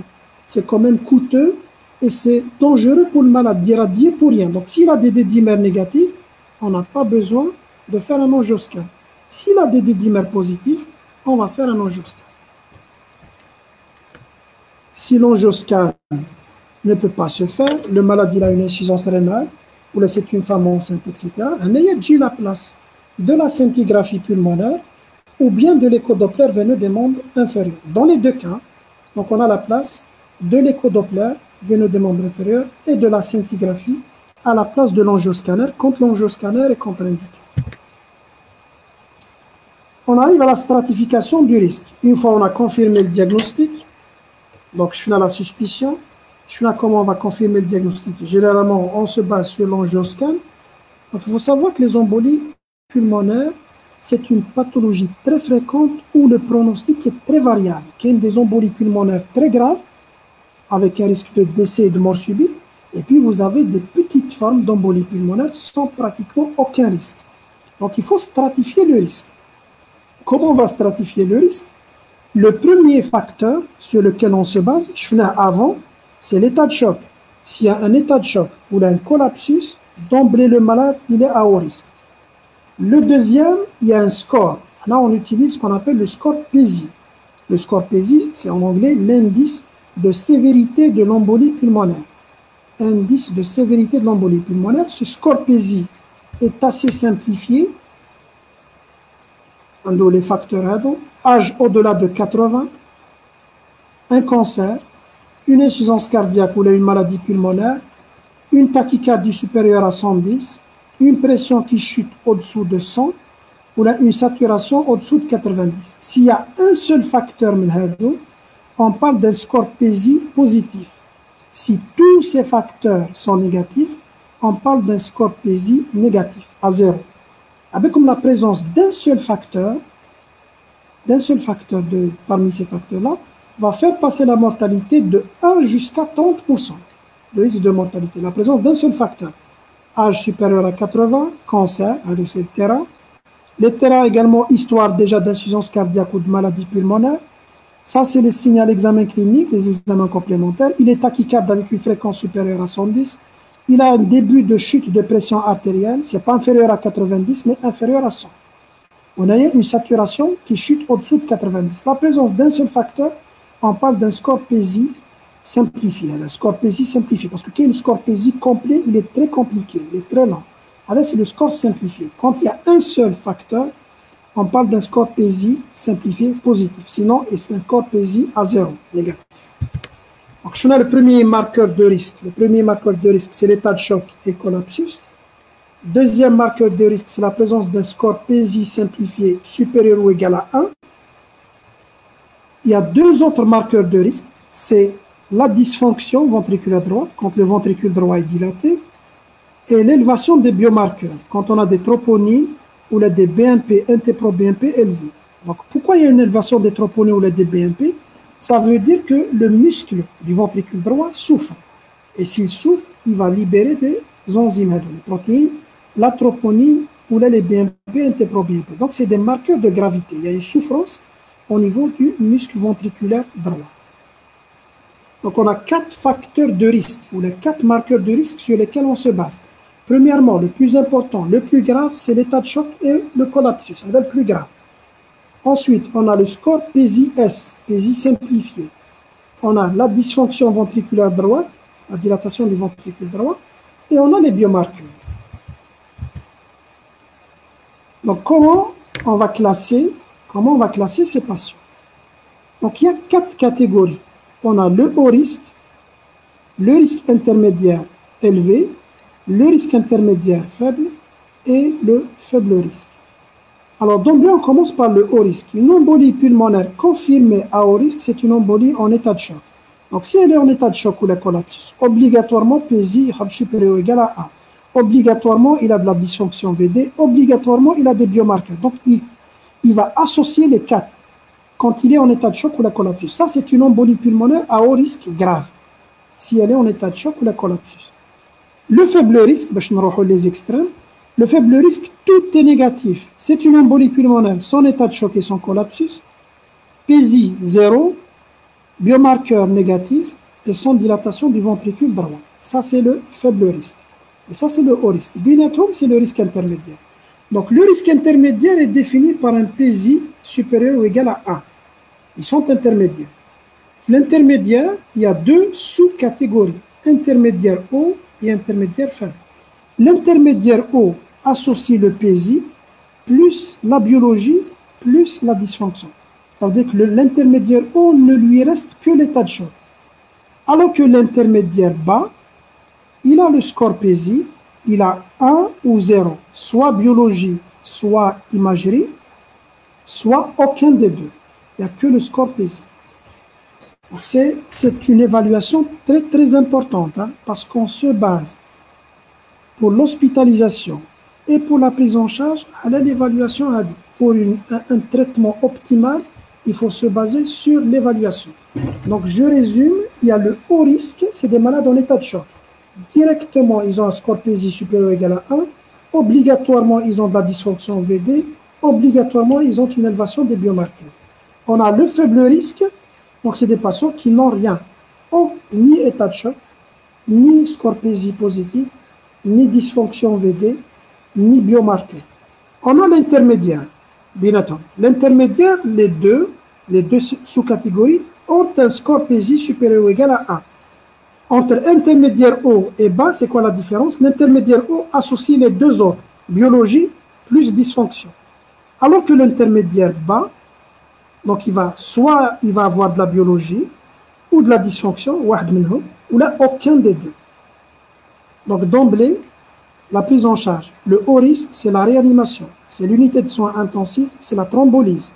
Le bas risque, hospitalisation de 24-48 heures ou là rien, traitement à domicile. Le intermédiaire, hospitalisation dans un service normal, médecine ou la cardio par exemple. Alors l'intermédiaire haut, il faut le surveiller de très près. L'intermédiaire bas, on peut ne pas scoper par exemple le malade et ne pas surveiller de très près. C'est l'intérêt de l'évaluation. En catégorie haut risque, intermédiaire élevé, intermédiaire bas et le faible risque. Bien sûr, à maîtriser, donc c'est une classification bien sûr à maîtriser. Parce que c'est la base de la prise en charge. Les complications, on a la mort subite. La mort subite survient surtout dans les formes graves. Ça peut atteindre en absence de traitement jusqu'à 25-30%. On a les récidives. Le risque de récidive existe surtout si on ne traite pas le malade. Donc, il y a le risque de récidive. Là, c'est une complication à court terme, mort subite, surtout les formes graves. Et là, c'est une complication à moyen terme. Là, c'est la complication à long terme. C'est l'évolution vers le cœur pulmonaire chronique, post-embolique. Donc, des fois, même en traitant le malade, il va persister donc, une hypertrophie de la paroi de l'artère pulmonaire. Ça veut dire que l'artère pulmonaire qui a été bouchée, elle a été lésée, ça va persister une HTAP. Ça va persister une hypertension au niveau de l'artère pulmonaire. Et donc, le ventricule droit, il va trouver une difficulté à éjecter. Il va finir par dysfonctionner, par se dilater. On aura le tableau d'insuffisance cardiaque droite. Ça, on appelle ça cœur pulmonaire chronique. On peut le diagnostiquer plusieurs mois, plusieurs années après l'embolie. Et c'est le principal risque à long terme. Il y a beaucoup d'embolies, il y a vraiment beaucoup d'embolies qu'on diagnostique a posteriori, au stade de CPC. Ça veut dire qu'elles sont passées inaperçues. Il y a eu une persistance de l'HTAP. L'HTAP, c'est un obstacle à l'éjection du ventricule droit. Ensuite, le ventricule droit s'est dilaté et ça va aboutir au tableau d'insuffisance cardiaque droite. Donc ça, c'est le tableau de CPC, cœur pulmonaire chronique post-embolique. On arrive à la prise en charge, on termine par la prise en charge. Donc, on va commencer par les embolies pulmonaires non massives, non graves. Donc, repos strict au lit, tant qu'on n'a pas bien anticoagulé, un repos strict, parce que si le malade bouge, le thrombus lié généralement aux membres inférieurs peut encore emboliser. Tant qu'on n'a pas bien anticoagulé le malade, il doit être au lit strict. Mais une fois anticoagulé, il peut déambuler. Bien sûr, il faut mettre de l'oxygène, parce que le malade, il est en hypoxie. Et puis, il faut traiter par des anticoagulants. Donc, on va mettre un anticoagulant. On a donc deux choix. Soit on met des antivitamines K après avoir mis de l'héparine par voie injectable, relais par les antivitamines K. Soit on va mettre des anticoagulants oraux directs, ce qu'on appelle les AOD ou la LINACO. Là, vous allez voir, normalement, vous avez un cours sur les antithrombotiques où on va vous détailler, normalement, le prof va vous détailler la différence entre les AVK et les anticoagulants oraux directs. Donc, on a le choix. Soit on met l'anticoagulant oral direct, sans passer par l'héparine, soit, elle dit c'est mieux, hein, soit si on n'a pas le traitement, on va mettre de l'héparine avec relais par les antivitamines K. Pendant combien de temps on va laisser le traitement anticoagulant? Là aussi, il y a, donc c'est très simple, c'est simplifié. 3 mois, s'il y a un facteur déclenchant évident. Par exemple, embolie pulmonaire, suite à une immobilisation, suite à un plâtre. Le malade, il a été opéré en post-opératoire. C'est une femme enceinte. Donc là, on maintient, quand il y a un facteur de risque transitoire, réversible, qui va disparaître par la suite, la durée est de 3 mois. S'il n'y a pas de facteur, c'est une embolie pulmonaire idiopathique. On a cherché, on n'a rien trouvé. Là, on va mettre minimum 6 à 12 mois. Si c'est une embolie pulmonaire idiopathique. Si c'est une thrombophilie, c'est une hypercoagulabilité donc génétique, là on peut discuter, ou là les cancers, hein, on peut discuter un traitement prolongé au-delà de 12 mois, voire même à vie. Donc 3, 6, 12 à vie.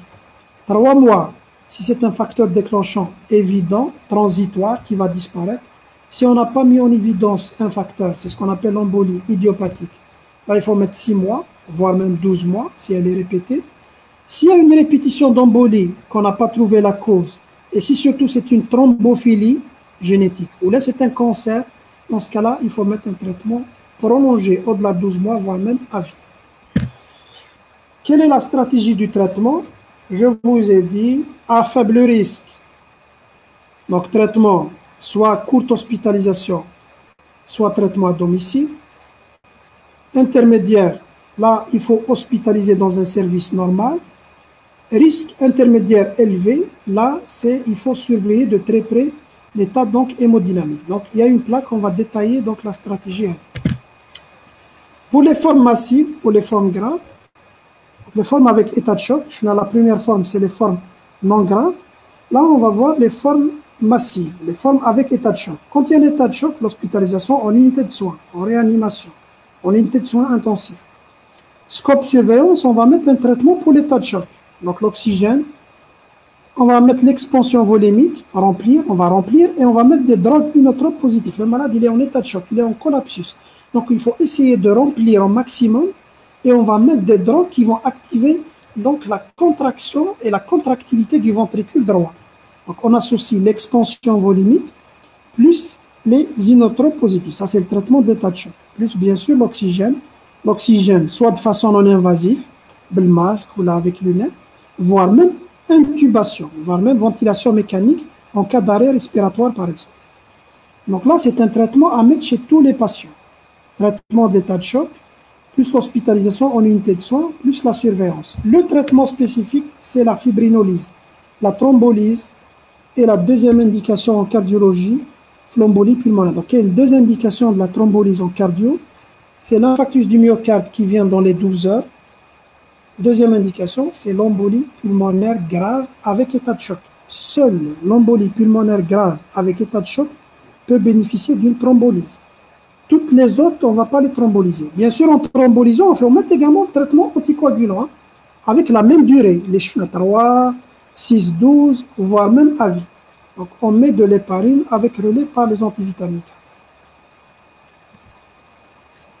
En cas d'échec, les formes graves, ou là en cas de contre-indication à la thrombolyse dans les formes graves, absence de réponse ou bien contre-indication, on peut faire ce qu'on appelle l'embolectomie chirurgicale. Ça veut dire qu'on va ouvrir l'artère et on va enlever. Là c'est vraiment une solution de sauvetage dans les formes graves quand ça ne répond pas au thrombolytique ou là quand il y a une contre-indication au thrombolytique.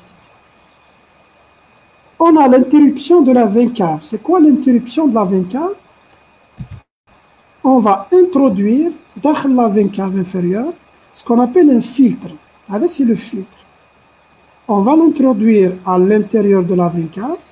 Il va empêcher de nouvelles embolies.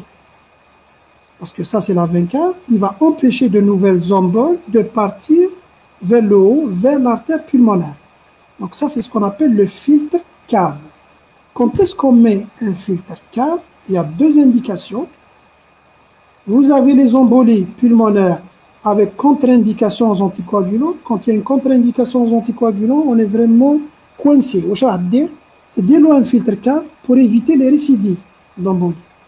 Parce que ce n'est pas un traitement curatif, ça. Ou bien, si le patient il fait une récidive, malgré un traitement, ça veut dire que c'est les échecs. Échec du traitement anticoagulant, ou bien contre-indication au traitement anticoagulant, on peut donc demander un filtre cave. Pour résumer un petit peu, dans les embolies pulmonaires sans état de choc, c'est l'anticoagulant, anticoagulation pendant 3 ou 6, 12 ou plus de 12. Dans les embolies pulmonaires graves, le traitement de base est la thrombolyse, bien sûr associée à l'anticoagulation. S'il y a échec ou contre-indication à la thrombolyse, on peut indiquer l'embolectomie chirurgicale. S'il y a échec au traitement anticoagulant, ou bien s'il y a contre-indication au traitement anticoagulant, on peut mettre un filtre cave au niveau de la veine cave inférieure. Bien sûr, si vous avez la disponibilité, là on parle toujours de théorie. Sur le plan pratique, on n'a ni l'embolectomie chirurgicale, ni le filtre cave. Donc, si vous avez la disponibilité de ces deux techniques. Le traitement préventif, donc généralement on indique la prévention des phlébite chez les malades à haut risque, les malades qui sont alités, etc., hospitalisés. On met un anticoagulant à dose préventive. C'est pour ça qu'on donne par exemple l'Ovenox 0,4 chez les femmes après l'accouchement, parce qu'elles sont généralement la mobilité réduite. Chez les sujets qui sont hospitalisés alités, on va donner une prophylaxie également. Donc un traitement anticoagulant à dose prophylactique, généralement on donne le Lovenox à dose 0,4. La mobilisation et le lever précoce des malades alités, des femmes également après accouchement. Avant, on conseillait aux femmes, avant, on a généralement déjà un rituel, il faut que la femme après l'accouchement va rester 40 jours au lit. Actuellement, c'est formellement déconseillé, contre-indiqué. Juste après l'accouchement et même juste après une césarienne, il faut bouger pour éviter les risques. D'ailleurs, vous voyez que les femmes après, par exemple, césarienne, le lever est permis le lendemain. Dès le lendemain, le lever est permis et les premiers pas sont permis dès le lendemain de l'intervention. Chez les malades d'insuffisance veineuse, on peut indiquer les bas de contention. Quels sont les bas, des bas de contention qu'on peut porter au niveau des membres inférieurs? Ça comprime les membres inférieurs et ça aide au retour veineux. Ça, c'est beaucoup plus pour les patients qui ont une insuffisance veineuse au niveau des membres inférieurs. Voilà la dernière plaque, l'algorithme qui va résumer toute la prise en charge de l'embolie. Embolie avec hypotension ou état de choc, la mortalité dépasse 25. Donc, c'est le haut risque. On a l'hypotension, l'état de choc, ou comme le score PESI, bien sûr, positif, et vous avez la dysfonction VD, et vous avez les marqueurs. La hospitalisation en réanimation, et c'est la fibrinolyse. S'il n'y a pas d'état de choc, et le PESI 0, les marqueurs négatifs, la dysfonction n'existe pas. Ça, c'est le faible risque, mortalité moins d'1%. On peut hospitaliser pendant 24-48 heures juste pour mettre le traitement anticoagulant en route. On peut même traiter à domicile. Le traitement et le malade donc, va continuer le traitement à domicile. La base, bien sûr, c'est le traitement anticoagulant. On a les patients à risque intermédiaire, d'où les deux. C'est des patients qui ont un PESI supérieur à 0, c'est-à-dire au moins un facteur du score PESI. Mais ils n'ont pas d'état de choc, ils n'ont pas de collapsus. Donc, en fonction de la dysfonction VD et des biomarqueurs, si les deux sont présents, on parle d'un intermédiaire élevé. Si un seul ou zéro, c'est un intermédiaire faible. Pour l'intermédiaire faible, on les hospitalise, hospitalisation conventionnelle, dans un service, on appelle service froid, simple, avec traitement anticoagulant pendant quelques jours, hospitalisation pendant quelques jours. L'anticoagulant, on a vu la durée de traitement anticoagulant. Par contre, s'il s'agit d'un intermédiaire élevé, ils sont à très haut risque d'évolution vers l'état de choc et le collapsus. S'il s'agit d'un intermédiaire élevé, on les hospitalise en unité de soins intensifs, il faut les surveiller de très près. On met un anticoagulant et à la moindre dégradation, on peut fibrinoliser. Bien sûr, on ne fibrinolise jamais, on ne thrombolise jamais en absence d'état de choc et de collapsus. Les MICON un état de choc ou collapsus pour thromboliser. Le but de cette stratification, surtout, il mise sur cette catégorie à haut risque. C'est une catégorie à haut risque d'évolution vers la catégorie. Donc, demain, il faut les surveiller de très près, il faut les mettre en unité de soins intensifs, il faut les scoper, on met un traitement anticoagulant, à la moindre chute de la pression artérielle, il faut les fibrinoliser. Voilà, je pense qu'on arrive à la fin du cours. J'espère que ça n'a pas été trop long. Donc, s'il y a des questions, on va répondre aux questions. Vous m'entendez?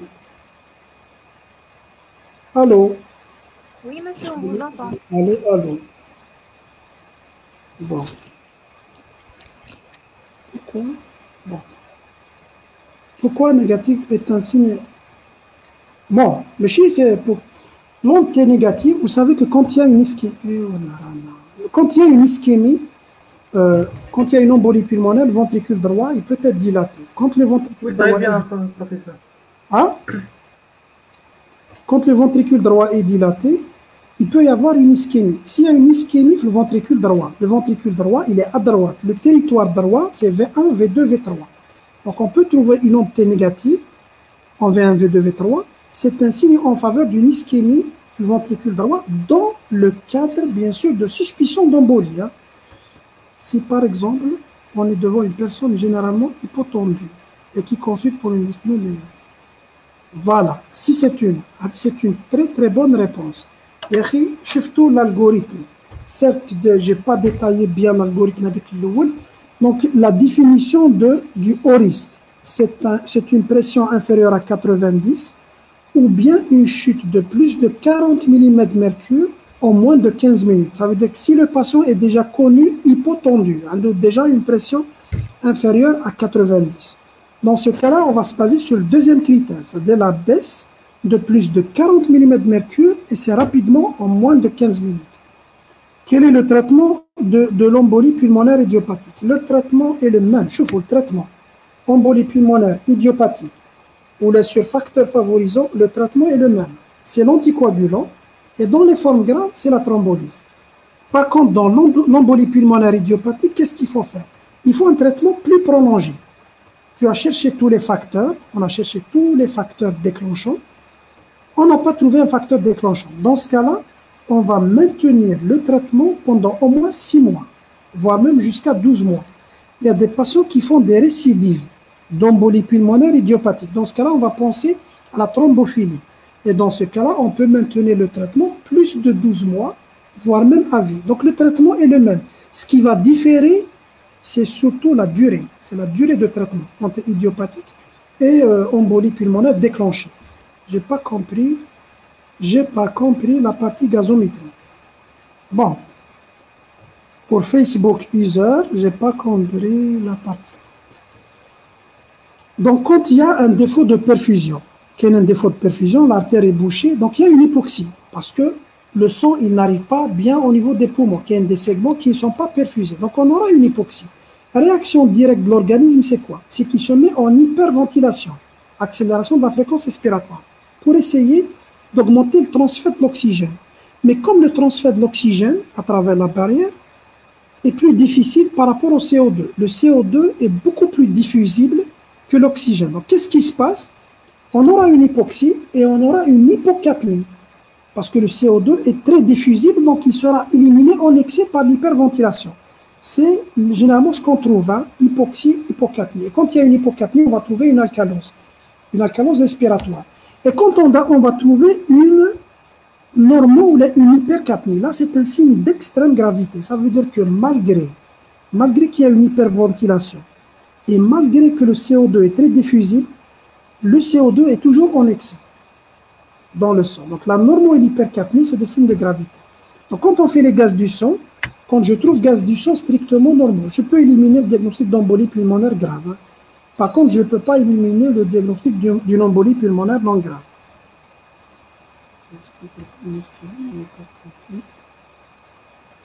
Parce qu'elle peut traduire une ischémie hypertrophie d'un bloc de branche parmi les signes. Bon, ça, c'est une réponse. Donc, Dr Thiard a bien répondu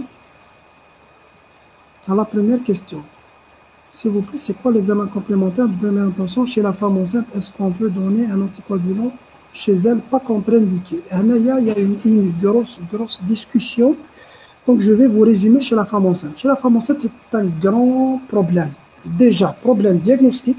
Ensuite, problème thérapeutique. Déjà, problème diagnostique. L'angioscan contre-indiqué. Quoique, qu'elle est colique au-delà du premier trimestre, le risque de malformation avec les rayons diminués, mais en fait, l'angioscan est contre-indiqué. La scintigraphie, chez nous, généralement, n'est pas disponible. Moins de radioactivité, mais n'est pas disponible. Donc, généralement, on se contente de l'échodoppler veineux des membres inférieurs. Et de l'échocardio, bien sûr, hein, s'il y a une dysfonction VD. Donc, si on trouve un échodoppler veineux des membres inférieurs positif, avec un tableau associant donc les signes cliniques, le CG, on peut demander un téléthorax au-delà du premier trimestre. Dans ce cas-là, on peut considérer comme étant une embolie pulmonaire et on va la traiter. On va la traiter par quoi? Par un anticoagulant. Donc, l'anticoagulant, en général, hein, ne sont pas contre-indiqués au cours de la grossesse. Mais il y a des précautions. Sachez que les antivitamines K sont formellement contre-indiqués le premier trimestre. Il y a un risque de malformation tératogène. Le premier trimestre, on met de l'héparine. L'héparine, par exemple, pendant 3 mois. Si elle fait une embolie pulmonaire pendant le premier trimestre, on maintient l'héparine pendant 3 mois. Seules les héparines peuvent être données pendant le premier trimestre. Au-delà du premier trimestre, deuxième trimestre, le 9e mois, les antivitamines K sont autorisées. Jusqu'au dernier mois, les antivitamines K sont déconseillées parce qu'il y a le risque d'hémorragie au cours de l'accouchement. Donc, je résume. Le premier trimestre, c'est contre-indiqué. Le dernier mois, c'est contre-indiqué, les antivitamines K. Quand c'est contre-indiqué les antivitamines K, on va mettre de l'héparine. Donc, on peut traiter une femme enceinte avec des anticoagulants. Pourquoi la fibrinolyse est contre-indiquée en cas d'embolie pulmonaire? Bon, pourquoi? Parce que, tout simplement, il n'y a pas de preuve. Ils ont essayé, une étude a essayé de faire de la thrombolyse chez des patients qui ont une embolie pulmonaire à risque intermédiaire élevé. Ça veut dire que c'est la catégorie la plus grave après le haut risque. Alors, ils ont trouvé que la fibrinolyse n'a rien apporté. Au contraire, il y a eu un sur-risque hémorragique. Donc, mais aucun effet. C'est pour ça que la fibrinolyse n'est indiquée que chez les patients qui ont un état de choc ou là, un collapsus. Monsieur, s'il vous plaît, est-ce que vous pouvez répéter ta l'embolie partie terre? Ta l'embolie distale et proximale. Donc, quand il y a une embolie proximale, ça veut dire que l'embole il va s'arrêter au niveau du tronc ou là au niveau des branches proximales, le risque c'est quoi? C'est que le VD il va trouver une résistance élevée. Donc il va se dilater et l'oreillette droite va se dilater. Ça va comprimer les cavités gauches. Et comme les cavités gauches vont être comprimées, l'éjection diminue. Il y a le risque d'état de choc et de collapsus. C'est presque toujours, c'est des embolies proximales. Et quand l'embolie est très distale, quand l'embole est petit, quand l'embole est de toute petite taille, il faut l'artère tronc, l'artère pulmonaire, l'artère lobaire, l'artère segmentaire, et puis il va obstruer une toute petite artère, donc un tout petit segment. Dans ce cas-là, le ventricule droit, il ne va pas trouver de grande résistance à l'éjection. Donc il n'y a pas de risque de dysfonction. Il n'y a pas de risque vraiment de dysfonction ventriculaire droite. Là, c'est beaucoup plus, parce qu'on est proche de la plèvre, hein, quand c'est distal, on a la réaction pleurale et donc la dyspnée. Donc c'est une embolie. Hein. La distale est une embolie, mais le risque de dysfonction et d'état de choc est vraiment minime, voire même inexistant. Est-ce qu'on associe? Bien sûr. Est-ce qu'on associe? Oui, on doit associer. On doit associer. Donc quand on thrombolise, on doit anticoaguler. Ça veut dire que l'anticoagulant fait. La durée, c'est la même, 3, 6, 12 ou la plus de 12. Dans l'embolie pulmonaire grave, on va thromboliser. Bien sûr, on ne commence pas la thrombolyse. D'après la thrombolyse, on donne les traitements anticoagulants avec la même durée.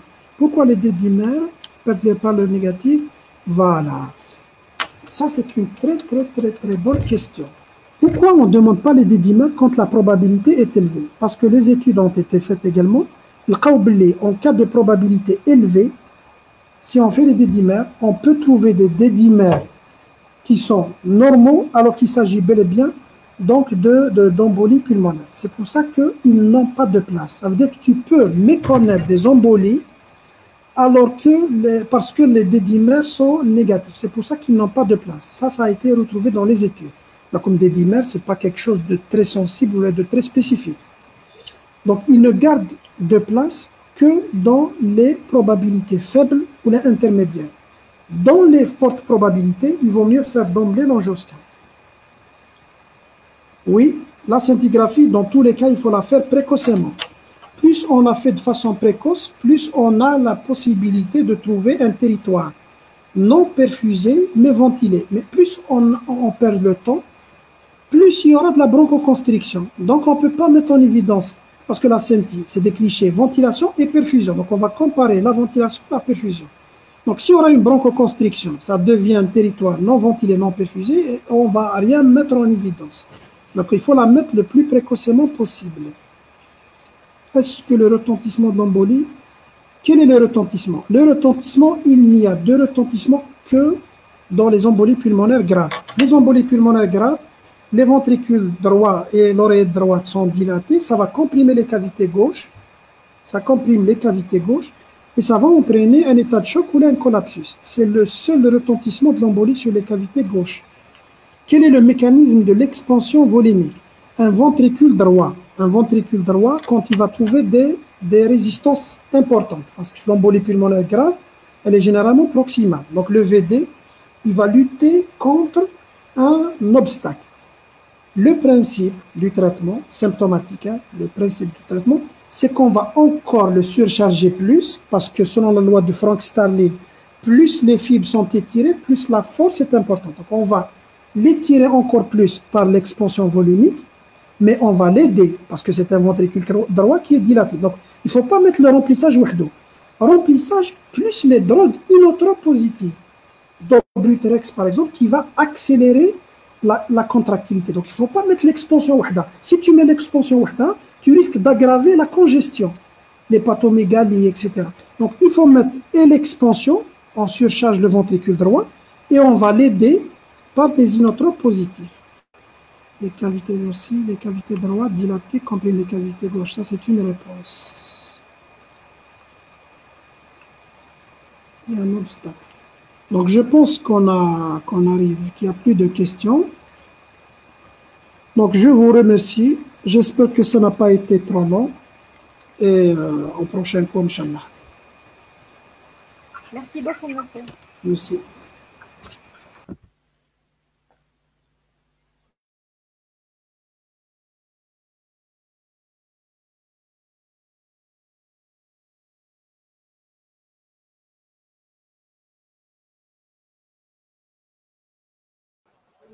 Inch'Allah, merci, professeur.